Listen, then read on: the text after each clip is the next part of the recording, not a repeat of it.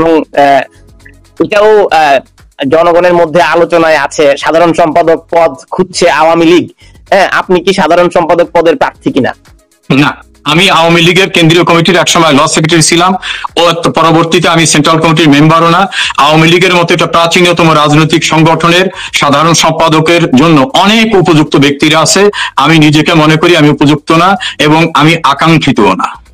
মানে আমরা সামাজিক যোগাযোগ মাধ্যমে যখন দেখি আপনাদের দলের নীতি নির্ধারণী মহলের শীর্ষ নেতাদের বিরুদ্ধে অভিযোগ রয়েছে এবং দলের তৃণমূল চায় এই পুরনো নেতৃত্বকে ঢেলে সাজাতে, আপনি এই পুরনো নেতৃত্বকে ঢেলে সাজিয়ে তরুণ নেতৃত্ব এবং পরিচ্ছন্ন রাজনীতিবিদদের আওয়ামী লীগের সম্মুখ সারিতে নিয়ে আসবার জন্যই তৃণমূল আমরা দেখি সব সময় সামাজিক যোগাযোগ মাধ্যমে সরব।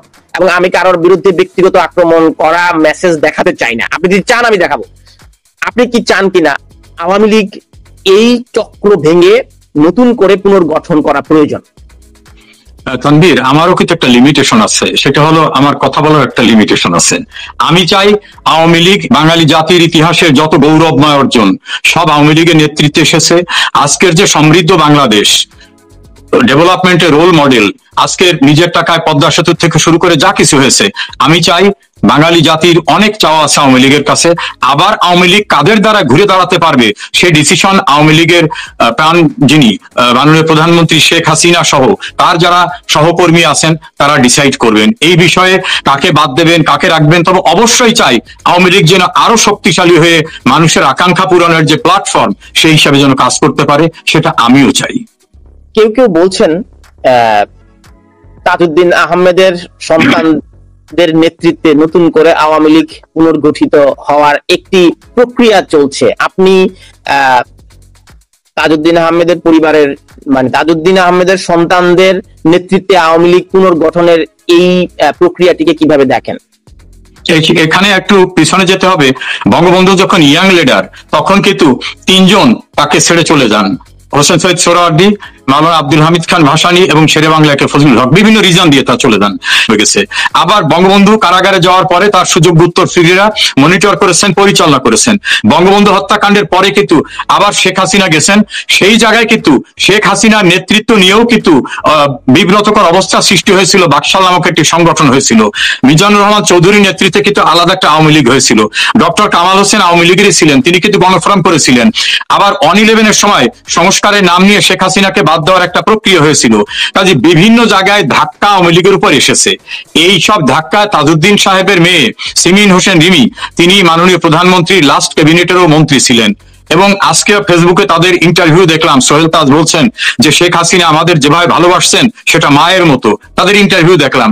এখন কোন অবস্থার প্রেক্ষিতে উনি গেছেন এটা আমরা জানি না, তবে মূল স্রোতের বাইরে গিয়ে শেখ খালেদা জিয়াকে বাদ দিয়ে কিন্তু আপনার মনে আছে যে সাইফুর রহমান, মেজর হাফিজকে দিয়ে বিএনপি করার চেষ্টা করা হয়েছিল এবং তাদেরকে ইলেকশন কমিশন থেকে চিঠিও দেওয়া হয়েছিল।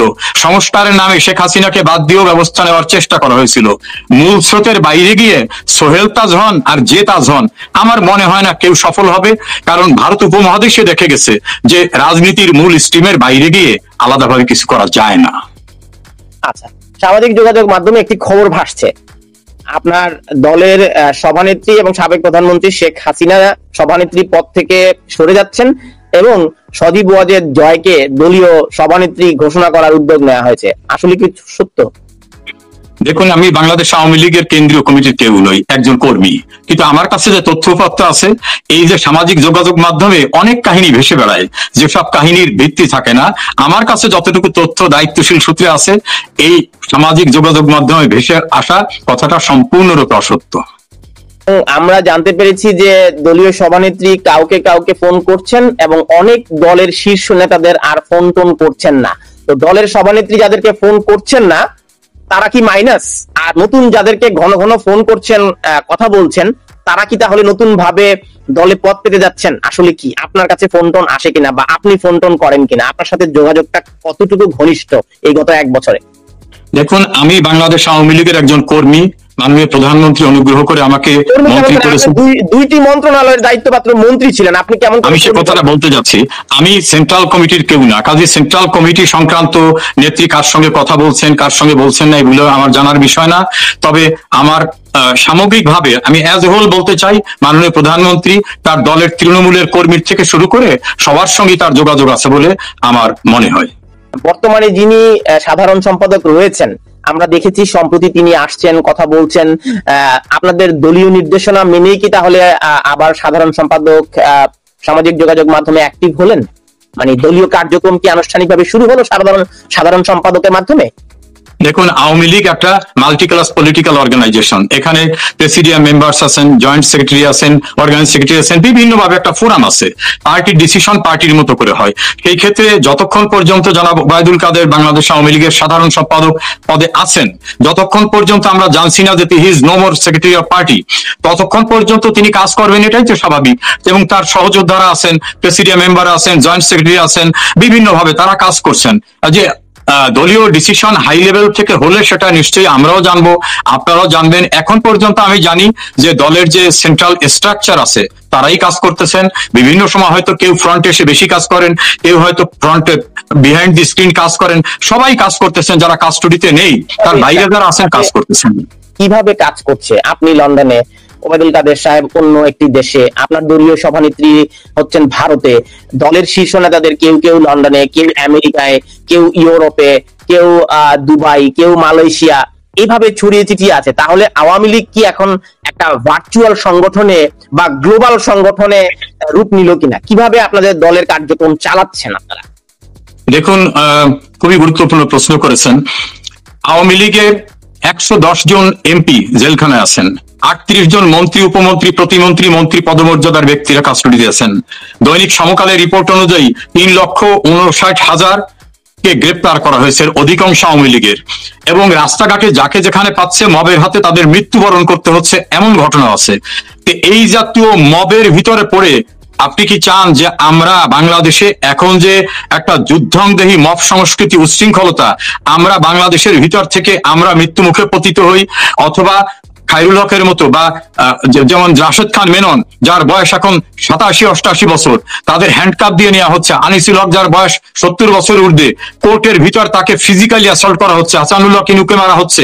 অ্যাপিলেট ডিভিশনে রিটায়ার্ড জাজ শামসুদ্দিন চৌধুরীকে এমন ভাবে মারছেন যে তার সার্জিক্যাল ট্রিটমেন্ট করতে হচ্ছে। এই ভয়ঙ্কর পরিস্থিতিতে দেশে থেকে তো সবকিছু করা সবার পক্ষে সম্ভব না। তবে আমাদের অনেক নেতা, অনেক বিভিন্ন, আমাদের 64টা জেলা ছাড়াও আমাদের 73টা রাজনৈতিক জেলা আছে, প্রতিটি উপজেলা কমিটি আছে, সবাই বাইরে আসে নাই, তারা কাজ করতেছে। এই দুঃসময়ে যেভাবে কর্মীদের সঙ্গে যোগাযোগ রাখতে হয়, তাদের সংঘবদ্ধ করতে হয়, মানুষকে ক্যাম্পিং করতে হয়, কনভিন্স করতে হয়, আমাদের ডেভেলপমেন্ট কথা শোনাতে হয়, সেভাবে আমাদের কাজ কিন্তু চলছে। আমরা ভার্চুয়ালি না, যে যেখানে আসি সেখান থেকেই কাজ করছি আমরা। এবং আপনি এমন কোনো কিছু বলতে চান কিনা আজকের এই অনুষ্ঠানের মাধ্যমে, যেটি আপনি 5ই আগস্ট জুলাইয়ের পর আপনার অনুভব হয়েছে, আপনার নির্বাচনী এলাকার মানুষের কাছে আপনি কোনো কিছুর জন্য ক্ষমা চান কিনা? বা জুলাই চলছে, জুলাই অগাস্ট আন্দোলনে আপনাদের কোনো রাজনৈতিক ভুল সিদ্ধান্ত ছিল কিনা, যেই সিদ্ধান্তটি না নিলে হয়তো দৃশ্যপট ভিন্ন রকম হলেও হতে পারত? দেখুন, সরকার পরিচালনা করছেন যারা, এরা কেউ অ্যাঞ্জেলস না, এরা মানুষ। আমি যখন তাদের কাউকে কাউকে বলছি যে আগে এটা নিরসন করলেন না কেন, তারা বলছে যে আপনি তো একজন লয়ার, যখন মামলা কোর্টে আছে তখন আমরা ডিসিশন দেবো কিভাবে? আমরা কি কোর্টকে বলবো এই তুমি এই ডিসিশন দিও না, ওই ডিসিশন দাও?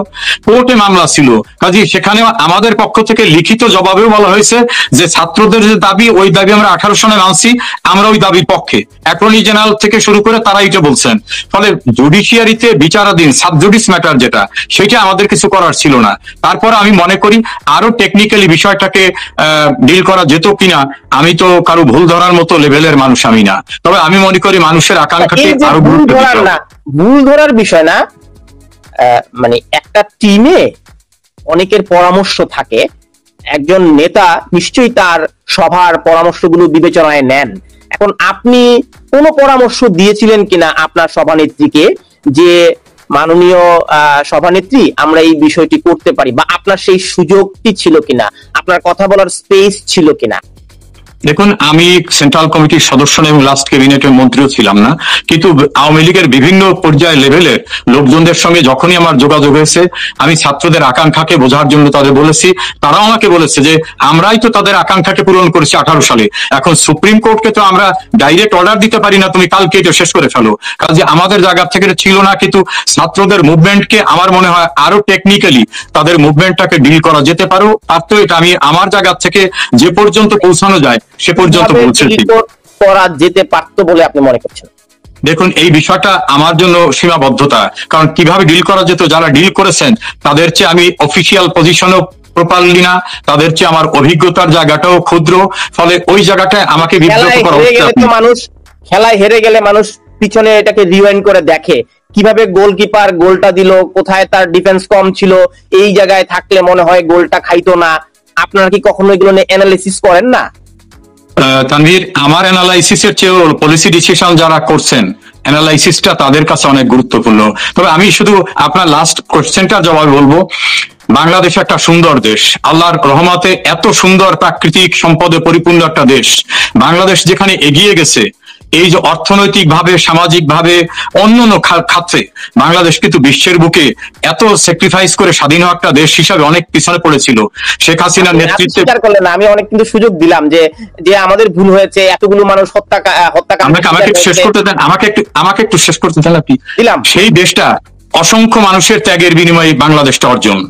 এই দেশটায় মানুষের সবার আকাঙ্ক্ষা পূরণ করা যাবে না, কিন্তু আকাঙ্ক্ষা পূরণ করতে না পারলেও কোনো মানুষ যাতে আহত না হয় সেটা মাথায় রাখতে হবে। তবে এই ঘটনার সঙ্গে একটা বিষয় কিন্তু সম্পৃক্ত। আমি যারা মারা গেছে তাদের জন্য আমি দুঃখ প্রকাশ করি, আমি তাদের জন্য জান্নাতুল ফেরদৌস নসিব করুন আল্লাহ, এটা চাই। কিন্তু এটার সঙ্গে কিন্তু এটাও জড়িত, যখন বর্তমান সরকার প্রধান ডক্টর ইউনূস ক্লিনটন ফাউন্ডেশনে বক্তৃতা দিয়ে বলেন হঠাৎ করে বাংলাদেশে কিছু হয় নাই, এটা মেটিকুলাস ডিজাইন করে করেছি, এবং আন্দোলনের নেতারা যখন বলে গত 16 বছর যাবত আমরা প্রক্রিয়া করে এটা করেছি, তখন বুঝি যে হুটহাট করে এই ঘটনাটা না। ফলে অনাকাঙ্ক্ষিত যে পরিবেশটা হয়েছে এক্ষেত্রে একটা প্রি প্ল্যানও ছিল, ইউনূসের ভাষায় প্রি প্ল্যান ছিল।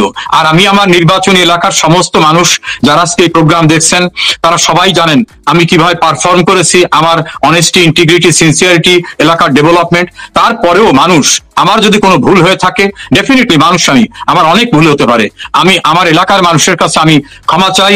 আমি চাই আমরা যেন সকলে মিলে সমৃদ্ধ বাংলাদেশ গড়ার যে কোনো প্রত্যয়ে সবাই একত্রিত থাকতে পারি।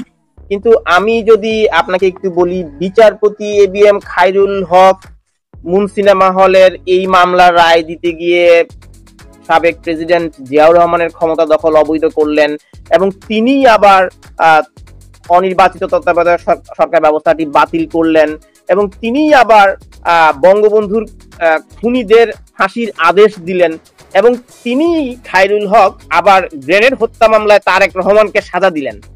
তো প্রত্যেকটি রাজনৈতিক মামলা এগুলো কিন্তু প্রত্যেকটাই ওনার হাত দিয়ে। তো তাহলে অন্যান্য বিচারপতিরা কেন এই বিষয়গুলোতে আগ্রহ দেখালেন না? আপনার কাছে কি মনে হয় খায়রুল হক এই রাজনৈতিক বিষয়গুলোর মামলা রায় দিতে গিয়ে কোনোভাবে রাজনৈতিক সরকার দ্বারা প্রভাবিত হয়েছিলেন কিনা? এখানে একটা তথ্য গ্যাপ আছে।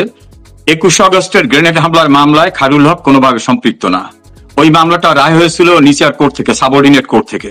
হাইকোর্ট ডিভিশনে আসার পরে এই মামলাটা রায় দিয়েছেন বিচারপতি একেএম আসাদুজ্জামান এবং তার সঙ্গে অপর একজন বিচারপতি।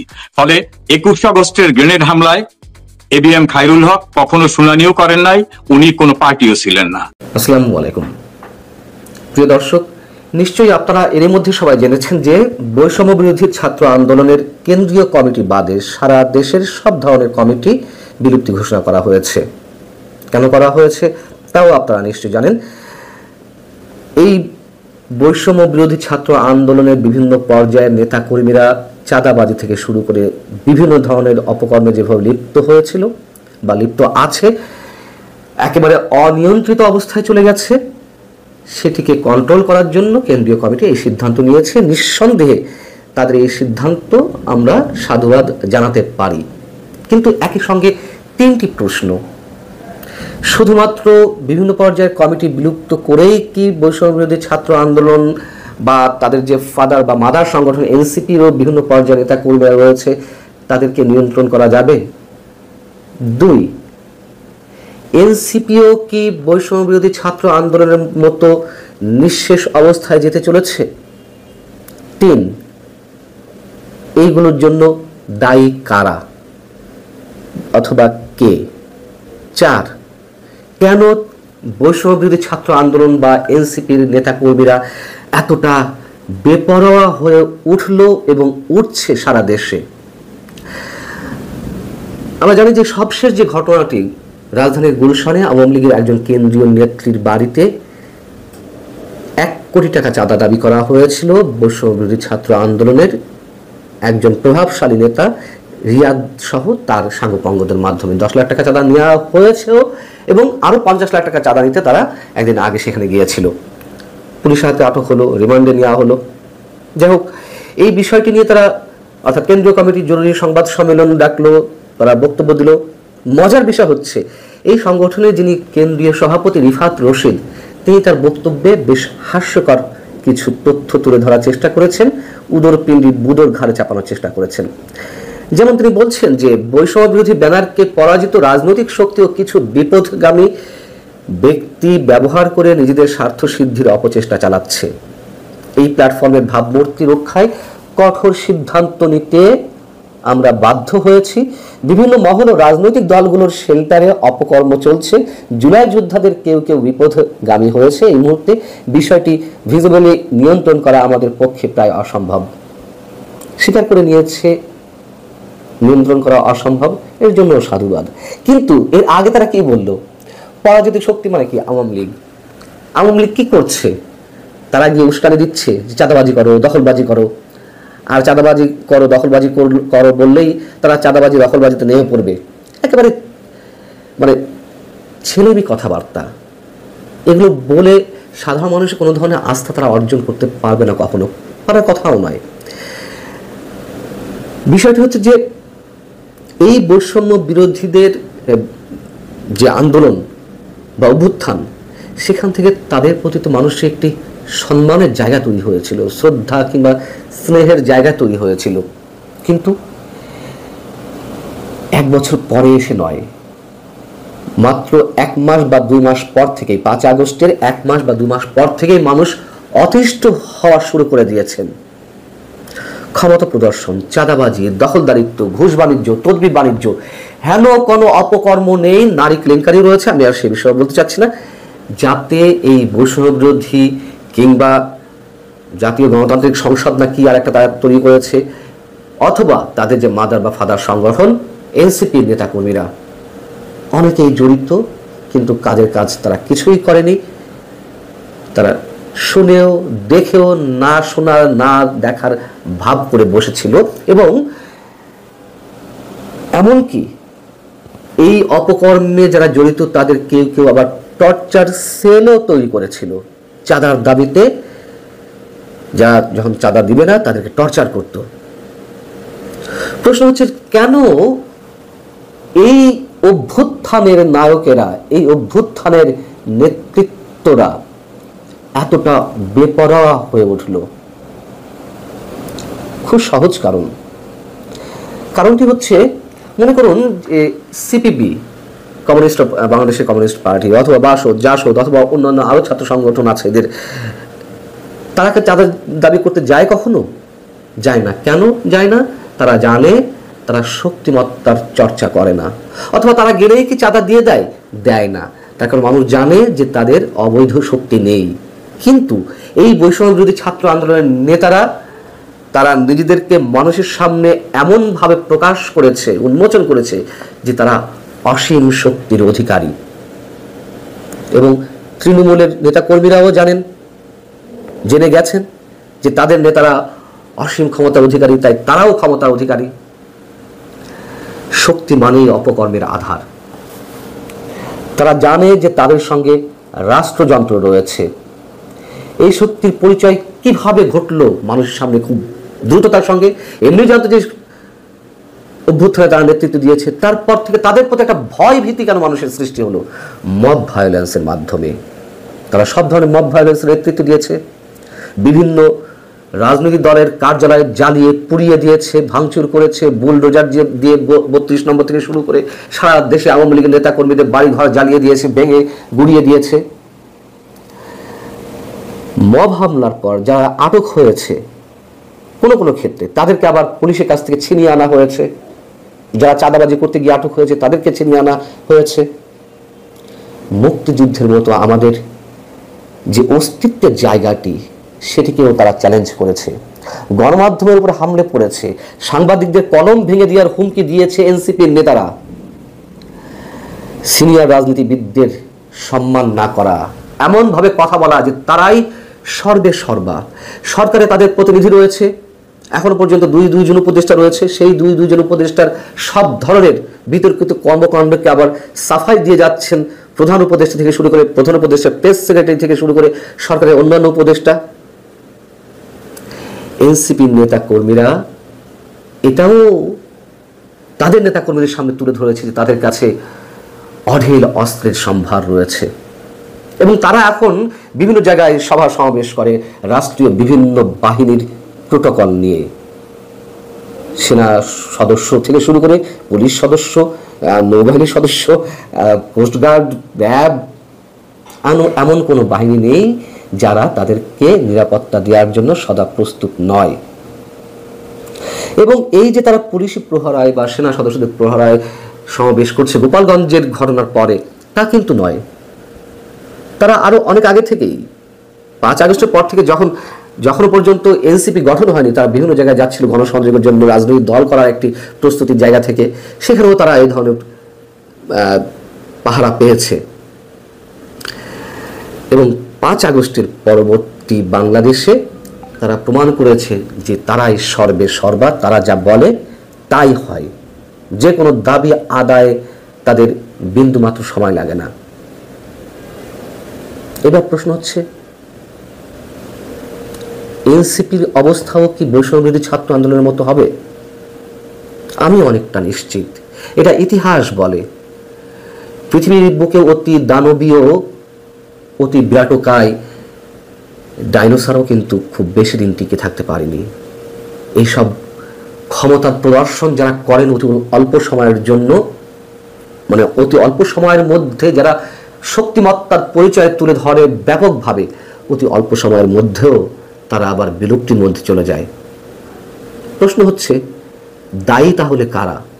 1 নম্বর দায়ী ব্যক্তি হচ্ছেন বর্তমান সরকারের প্রধান উপদেষ্টা ডক্টর মোহাম্মদ ইউনূস। তিনি এই ছাত্রদেরকে তার ক্যাডার বাহিনী হিসেবে ব্যবহার করতে চেয়েছেন এবং তিনি এই ছাত্রদেরকে অভিহিত করেছেন তার নিয়োগকর্তা হিসেবে। জনমানুষের প্রতিনিধিত্ব বা জনমানুষের প্রতিনিধি হয়ে তিনি সরকারে বসেননি, এটি তিনি নিজেই জানিয়েছেন।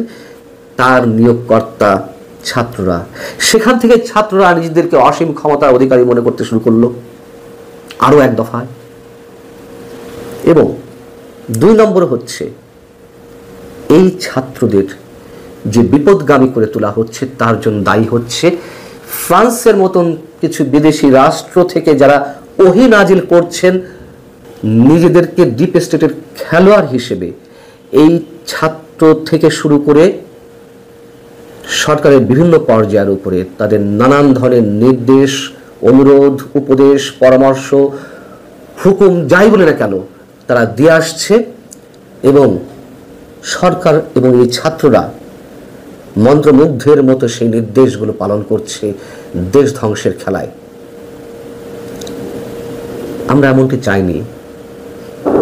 বারবার বলি, এই বৈষম্য বিরোধীদের চোখেই এদেশের মানুষের বিশাল একটি অংশ স্বপ্ন দেখতে চেয়েছিল, তাদের সঙ্গে স্রেফ প্রতারণা করা হয়েছে, ভয়ঙ্কর প্রতারণা।